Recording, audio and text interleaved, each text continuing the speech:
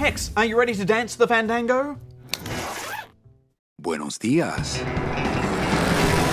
I uncovered a web of corruption in our beloved Department of Death. Are you loco? Love is for the living, Sal. I don't know what she did to you, but you know what? I'm done trying to figure it out, pal.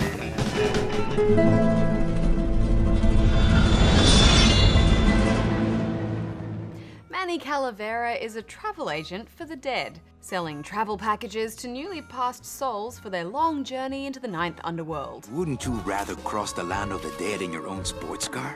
Maybe try a luxury ocean cruise? It's a job he's stuck in for eternity, lest he get a premium client, someone who is morally incorruptible in life and qualifies for a ticket in the luxurious number 9. The number 9?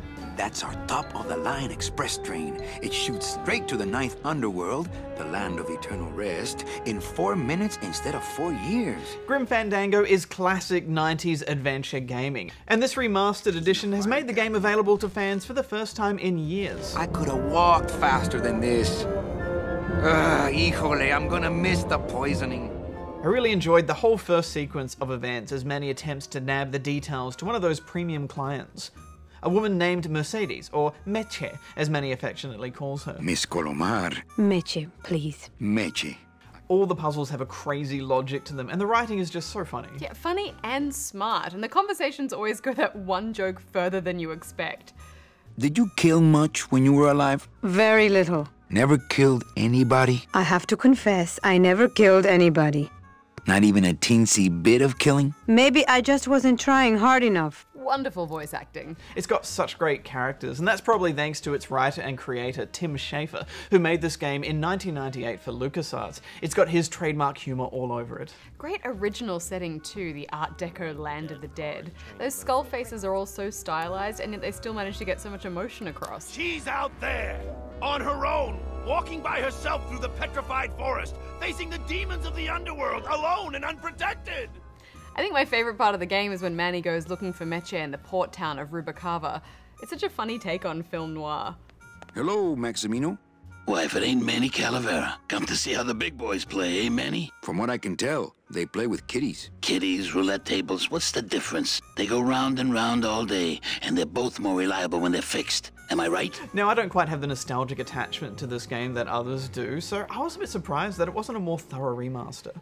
For starters, the game still displays in its original 4:3 aspect ratio, with borders at the sides, unless you opt to stretch the image to widescreen, which is not ideal.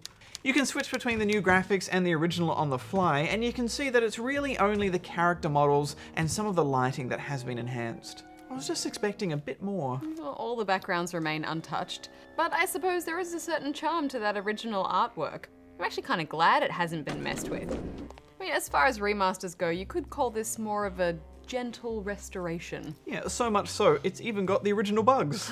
Oh. I stumbled into quite a few in my playthrough. I just don't know why they wouldn't take the time to totally eradicate them from this release. Oh, for crying out loud! Yeah, that is odd.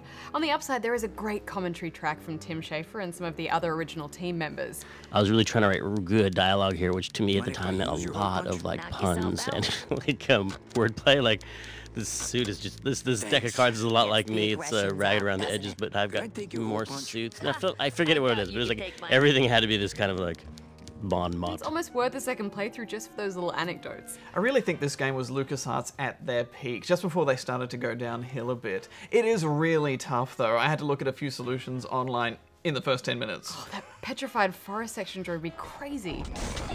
Trying to figure out that thing with the wheelbarrow and the pipes. Gah. Hey, Manny! What are you doing? Some of the controls can be fiddly at times, like having to make sure Manny's head is looking at the right object when you interact with something. A lot of stains for a guy with no bodily fluids. I really doubt I'll be touching that anytime soon. This just reminded me of how tough these games were back in the 90s. They're much easier now, but still, I like that you can see their influence today. Yeah, Grim Fandango will make you work really hard to pick up on the tiniest of clues. It'll really test your powers of observation. Yeah, it does mean you'll be running around in circles a lot.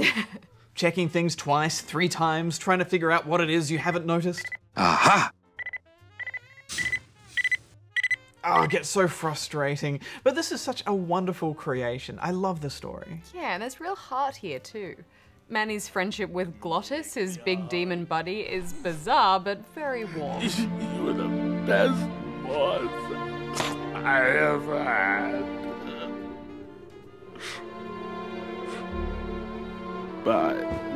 Oh, we should also mention the incredible reorchestrated score by the Melbourne Symphony Orchestra, which is just so lush and dynamic.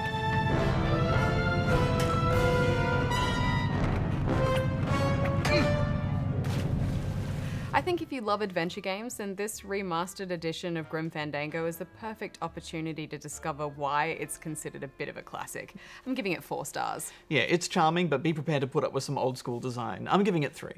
You know, Manny, I could make this car a little faster if you wanted. Yeah, whatever. Oh yeah, slam the front into the weeds, tub the rear end, dual blowers popping out of the hood.